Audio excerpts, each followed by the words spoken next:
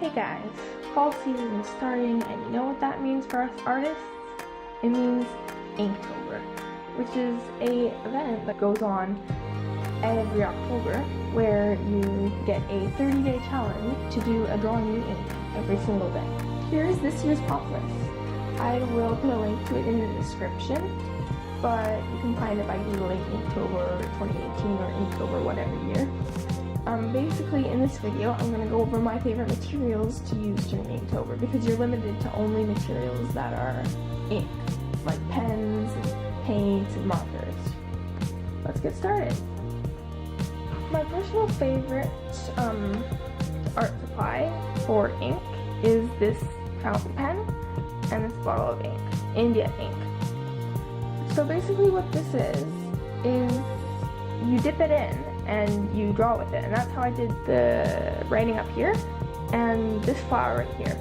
As you can see, it has because of the amount of ink you can get on it, you get varied line thickness, and it gives a very cool effect, and it's really easy to write nice calligraphy with it too.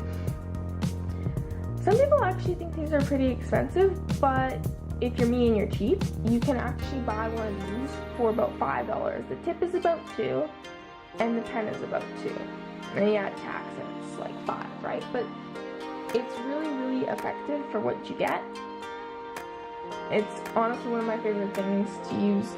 You don't even have to get branded ink. They have ink for $10, but I just bought a cheap one for $3. And honestly, for $10 for this whole set, it was totally worth it, because it's so versatile. One thing I do have to say about it is the ink takes a long time to dry.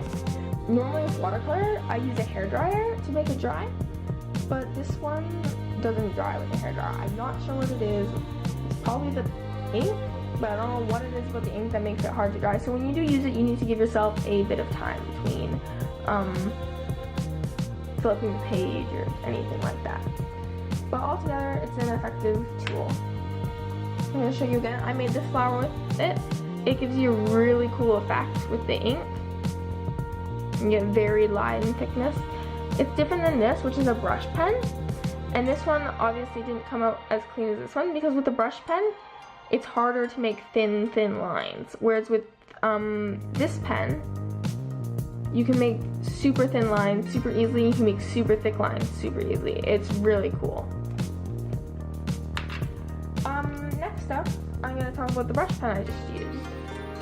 This one is your typical ink fine liner, except instead of a fine liner tip, you get a brush tip that is flexible. Oh no, that's not working. Flexible. Okay, hard to show it on camera. But basically, you can draw with it, and it's a really easy way to get thick lines. And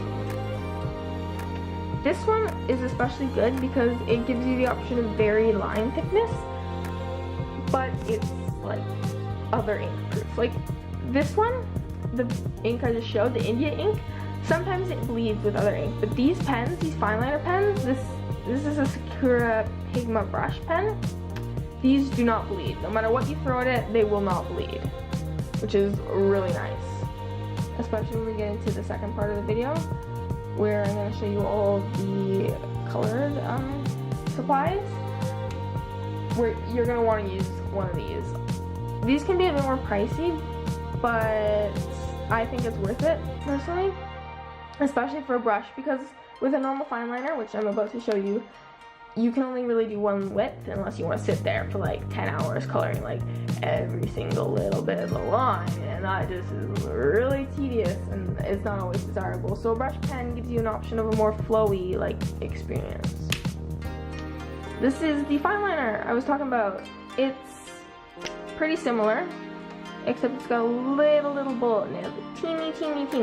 You can get them in various sizes, but these are the most versatile and most common pens used for line art in Inktober. That's it. It's a basic fine liner. You don't have to get the fancy brand or anything. You just a fine liner. And I did all these drawings, the rest of the drawings with the fine liner. This one. These weird leaves that didn't turn out so good. and this one up here. All together, I think my fine liner drawings turned out the best out of all the ones I did. As you can see, that you get 3 different kind of effects with the 3 different kinds of ink.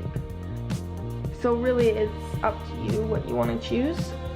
If you have nothing, I would go for a fine liner. If you already have a fine liner, I'd go for a brush pen. And if you have a fine liner and a brush pen, I'd go for this, the ink. It's so much fun. Okay, so now we're going to move on to the colored ink. Copic markers or any alcohol-based art markers are going to be a fun part of Inktober.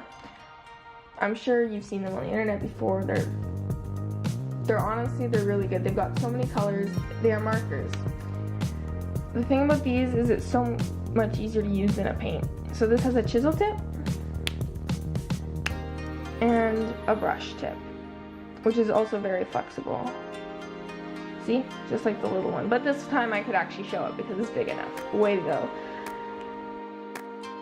Finally, I think the most important thing about the Copic markers is that you can blend them. So what happens is here I have 3 very similar colors. I have light purple. Oh no, it's not focusing. Oh no, oh no. Okay, come on, focus. Okay, there we go. I think you can read it now.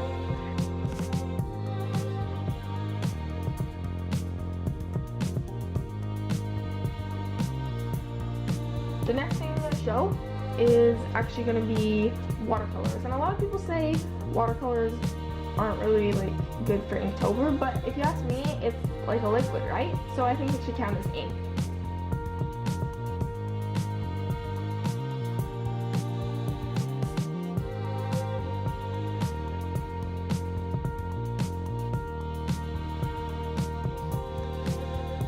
Again, easy to blend.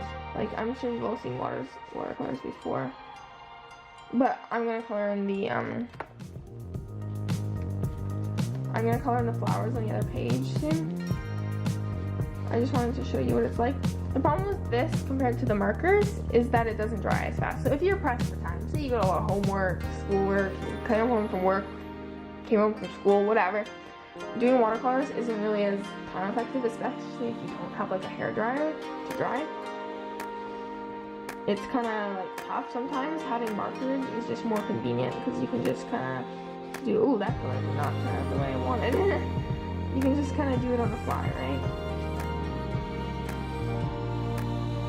Oh, jeez. Okay, guess I'm bad at this. Holy. Okay, there we go. Cute little hearts. They just have a totally different effect, and then you can actually dilute it to make it different. I mean, I think it counts for Inktober. Some people don't, but I say go for it. Be creative. The final thing I'm going to be using in Inktober this year will be this shiny ink. Basically, it's like this kind of like liquid stuff, right? And it's just so sparkly, like think of like glitter, and it's just like, it's like liquid glitter, basically. It's just ink. I don't really know what it's made of, but it's really cool. It has a really cool effect. I'm not gonna take it out now because it's kind of difficult to work with. But if you want to do something black and white and have like a bit of sparkle, this is your guy. This is like so much fun. I also have silver and bronze that came together in a set. But I'm trying to see if you can see the sparkle a bit. I mean, you can kind of see the shimmery on the bottom. If my camera would focus. There you go. That's really sparkly. It's just a great way to add sparkle to your Inktober design. Okay, so I made a mistake. I flipped my sketchbook over when the ink wasn't dry yet. Just like I said, it takes a long time to dry. Don't listen to my own advice, and I messed it up. Way to go. 10 out of 10. That is just like so good, so great, so perfect. Oh my goodness, I can't believe. Oh my goodness, okay, there, you don't even have to take my word for it. You can see that it does not dry. There we go. And so I'm not gonna color this one in, but I am gonna paint the other flowers because why not?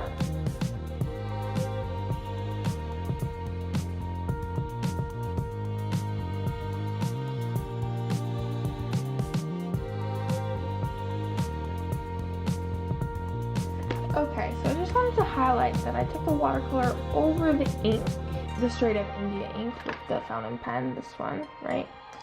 And the fountain pen. I just brushed it over water and then it leaked a lot. But I actually think it looks cool in this case. It just turned out cool, but you have to be careful. If you do try and color it with watercolor, it'll get black. That's just the way it goes. This one I did watercolor. I think this one and this one turned out the best. I mean, I did these all really quickly, but I think they look pretty cool. I like the simple. I think the watercolor looks very nice. This one I just wanted to highlight the brightness of the Copic markers. I used this color and it's just this something like a bright blue, white, and black, just so bold. This one I wanted to highlight the blending again. It doesn't really show up well on camera, but hopefully you can see it. It does blend, and it blends very smoothly. It almost blends like watercolor. It almost looks like watercolor, except it's a lot more precise. Like, see, the watercolor just is very messy, but the markers are more precise. One thing I forgot to mention is that gel pens are also on the table, and this is my favorite thing, a white gel pen. And basically, with a white gel pen, you can, like, add to things really easy. If you make a mistake, you can cover it up. Or you can, like, add details, like veins on a leaf, like I am right here. Super easy. Super duper easy. And it looks pretty cool. Not here, but like it can look pretty cool. I can show you guys an example later of what the white gel pen can do. So that is definitely something that can enhance your Inktober experience. So there we go. Those are all my favorite supplies that you can use in Inktober. If you don't have anything, don't worry about it. All you really need is a simple fine liner. I hope you enjoyed the video. Subscribe and stay tuned for the next video.